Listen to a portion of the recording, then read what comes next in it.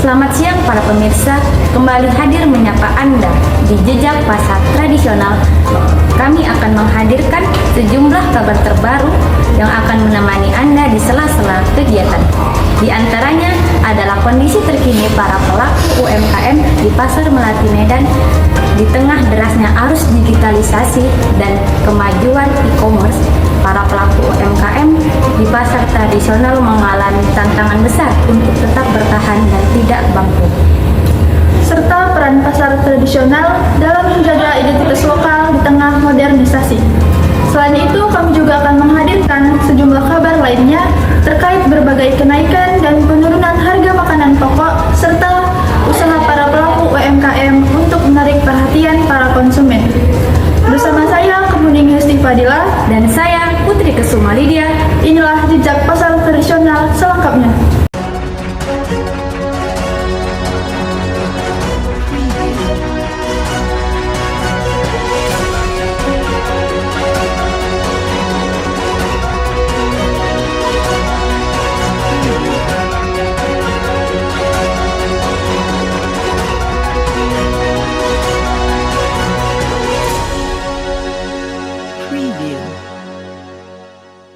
Kita ke kabar pertama. Pemirsa, maraknya e-commerce telah mengubah cara konsumen berbelanja barang print, memberikan akses mudah dan pilihan yang lebih beragam. Hal ini menghadirkan peluang bagi pedagang tradisional untuk menjaga pasar lebih luas, tetapi juga menimbulkan tantangan seperti persaingan ketat, biaya logistik, dan perubahan preferensi konsumen. Adaptasi melalui digitalisasi menjadi kunci bagi pedagang thrift tradisional untuk tetap bertahan di era modern. Sudah bersama kita semua rekan Adit dan Aida yang akan melaporkan langsung kondisi terkini Pasar Melati. Halo Adit. Terima kasih Putri dan Kemuning. Saat ini kami sedang berada di Pajak Melati di Kota Medan. Kami akan bertanya kepada para pedagang bagaimana mereka dalam menghadapi penjualan online. Apakah berpengaruh terhadap penjualan mereka secara langsung? Baiklah, kami akan mewawancarai para pedagang. Selamat siang Ibu. Boleh tahu dengan Ibu siapa? Saya Desna Burmanalu. Ibu, jadi kami ingin menanya Ibu. Boleh. Kan di zaman sekarang ini lagi maraknya penjualan online Bu. Iya, Apakah penjualan online itu berpengaruh terhadap pendapatan Ibu? berpengaruh sekali karena penjualan kami sangat sepi. Berpengaruh Bu. Iya, Jadi pendapatan Ibu menurun. kurang ya.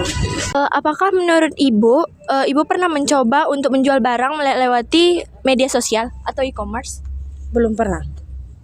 Kenapa Ibu nggak pernah mencoba untuk menjual di media sosial? Sedangkan di media sosial itu lebih banyak dijangkau luas oleh halayak umum. Jadi menurut Ibu, apakah Ibu akan mencoba untuk menjualnya di media sosial? Masuk juga sih apa akal pikiran kalian. Nantilah dulu bisa kami coba ya. Iya.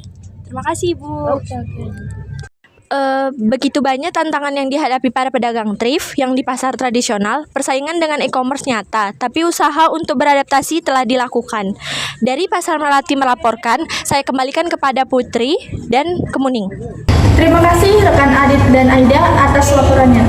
Sekarang kita beralih sedikit ke pedagang makanan pokok yang di mana saat ini mengalami lonjakan harga seperti beras, gula, dan telur.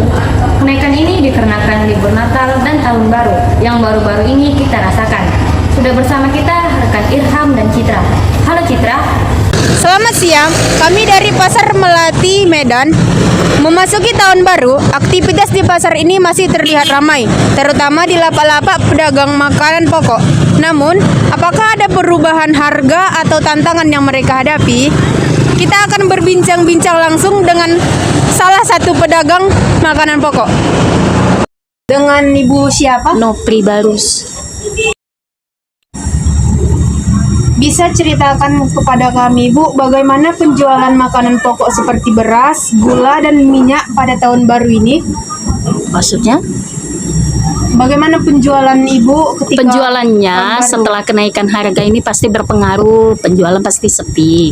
Tapi karena barang harga bahan-bahan pokok naik, ya kita pun buat harganya juga naik. Jadi bukan karena berpengaruh, bukan pada saat tahun baru aja.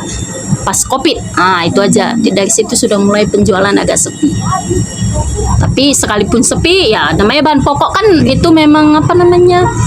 Itu penting wajib ya, bahan-bahan pokok apa dibilang sih, bukan penting sih. Memang wajib ya kan, bahan pokok itu kan perlu. Kan itu kan memang perlu gitu kan. Gitu. Bagaimana pendapatan atau keuntungan Ibu di hari biasa dan di akhir tahun ini? Di yang lebih lumayan dia sebenarnya di akhir tahun tanggal 31 Desember sama yang lebih lumayan awal tahun di tanggal 1 Januari. Di situ pendapatannya keuntungannya luar biasa. Setelah itu hari-hari berikutnya agak sepi. Oke. Berarti dia kalau di hari biasa kembali normal ya, Bu? Iya. Seperti biasa. Sepi lah. Terima kasih ya, Ibu. Oke, thank you, sama-sama. Tahun baru membawa tantangan tersendiri bagi pedagang makanan pokok di pasar tradisional ini. Terutama dengan fluktuasi harga yang mempengaruhi daya beli masyarakat. Baik, saya kembalikan kepada Saudara Kemuning dan Putri. Terima kasih kepada rekan Irham dan Citra atas laporannya. Kita ke berita selanjutnya. Harga ayam di pasar tradisional melonjak naik. Konsumen terbebani. Kenaikan ini dipicu oleh meningkatnya biaya produksi, seperti harga pakan dan transportasi, serta tingginya permintaan menjelang momen tertentu. Terlebih lagi, baru-baru ini kita mengalami libur Natal dan Tahun Baru, yang menjadi latar belakang melonjaknya harga ayam. Kondisi ini membuat konsumen dan pedagang merasakan dampaknya, terutama di pasar tradisional. Telah bersama kita rekan Fauzi dan Dinda. Halo Fauzi dan Dinda. Baik, terima kasih. Kami sedang berada di Paja atau Pasar Melati, Medan. Baik, kami di sini akan melaporkan berita terkini tentang ayam potong menjadi salah satu bahan pokok atau pangan yang dicari oleh masyarakat. Namun, bagaimana kondisi penjualan ayam potong di saat ini? Kita akan berbincang langsung dengan salah satu pedagang yang ada di sini. Baik Pak, selamat siang. Bagaimana penjualan ayam akhir-akhir ini? Apakah ada peningkatan, penurunan, atau kendala tertentu? Kalau untuk dari tanggal 1 sampai tanggal 3 itu terjadi penaikan. Dari tanggal 3 sampai sekarang itu terjadi penurunan. Kalau masalah harga itu di ayam kampung itu mengalami kenaikan seperti itu. Jadi berapa, Wak? Terus Pak, dalam masalah kendala tidak ada ya? Kalau masalah kendala tidak ada. Paling stok ayam itu aja yang ada masalahnya. Baik Pak, apakah kenaikan harga ini berdampak besar pada jumlah pembeli? Kalau masalah berdampak atau pembeli, ya pasti berdampak. Pada tanggal 1 sampai tanggal 3 itu mengalami penaikan, tapi pada tanggal 3 sampai sekarang itu mengalami penurunan. Apakah itu sangat drastis? Kalau dibilang drastis ya lumayan drastis, karena 30% itu kehilangan pelanggan lah karena harga itu naik. Pak, terima kasih. Ya. Baik, dari wawancara kami terlihat bahwa kenaikan harga ayam potong menjadi tantangan utama bagi pedagang di Pasar Melati, meskipun permintaan masih stabil. Baik, terima kasih. Saya kembalikan kepada Saudari Putri Kesuma dan Kemuning. Terima kasih rekan Fauzi dan Dinda atas laporannya. Sekarang kita beralih ke bagaimana tanggapan becak pangkalan terhadap kehadiran bajai online. Hal ini membuat tukang becak pangkalan kesulitan bersaing karena terbatas pada pelanggan lokal dan tidak menggunakan teknologi. Fenomena ini menggambarkan tantangan adaptasi moda transportasi tradisional di era digital. Sudah bersama kita rekan April dan Ibnu melaporkan. Selamat siang. Dari salah satu pangkalan becak di Kota Medan, becak di sini telah menjadi bagian dari identitas transportasi di sini. Namun dengan munculnya bajai online, bagaimana para pengemudi becak menghadapi persaingan? Kita akan berbincang-bincang langsung dengan salah satu pengemudi becak di sini. Selamat siang Bapak. Sebelumnya nama Bapak siapa? Jimmy Palangka. Oh baik Pak Jimmy, saya izin bertanya Pak Jimmy. Sebelumnya apakah Bapak mengetahui mengenai pengoperasian bajai online? Ya, jujur aja kalau memang pangkalan ojek ini yang memang berkurang gara-gara pasaran online tadi.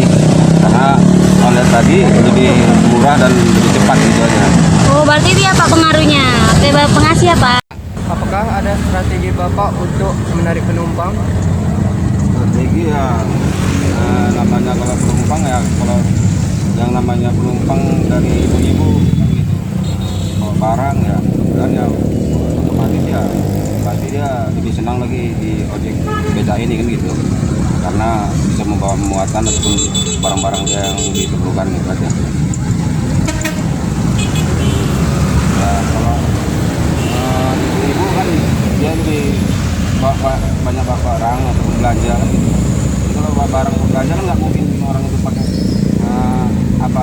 aplikasi online tadi kan gitu. Jadi agak sulit rasanya. Itu aja lah kemenangan ojek beca ini itu aja. Makasih ya Pak. Ya. Pangkalan becak di Pasar Melati Medan kini menghadapi tantangan besar di tengah persaingan dengan transportasi berbasis aplikasi. Namun semangat para pengemudi tetap terlihat di tengah keterbatasan.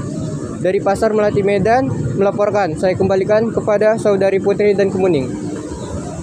Terima kasih kepada rekan April dan Ibnu atas laporannya. Kita akan beralih dari sudut pandang para pembeli di Pasar Melati Medan. Bagaimana tanggapannya mengenai Pasar Melati Medan? Dari infrastruktur, kenyamanan, serta kelengkapan barang yang dijual di Pasar Melati. Sudah bersama kita rekan Taufik dan Suci melaporkan. Halo Taufik dan Suci. Selamat siang, saya Taufikur Rahman bersama Suci ingin melaporkan dari Pajak Melati Medan. Pajak ini menjadi salah satu tempat favorit masyarakat. Namun, apakah pajak ini sudah menyediakan kebutuhan yang sesuai yang dibutuhkan oleh masyarakat? Dan juga apakah infrastruktur dan harga yang ditawarkan sudah sesuai dengan apa yang diinginkan oleh masyarakat? Jadi, mari kita langsung tanyakan kepada para pembeli. Baik, selamat siang Bu. Dengan Ibu siapa? Ibu Ita. Baik Bu, kami dari UIN ingin menanyakan beberapa pertanyaan.